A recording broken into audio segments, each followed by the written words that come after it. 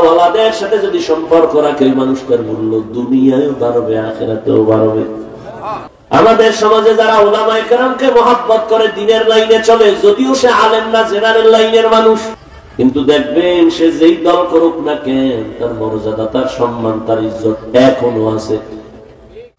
এজন্য আল্লাহ পাক বলেন, ইয়া আইয়ুহাল্লাযীনা আমানুত্তাকুল্লাহ ওয়াল তানজুর নাফসুম মা কদ্দামাত লিগাদিন ওয়াত্তাকুল্লাহ।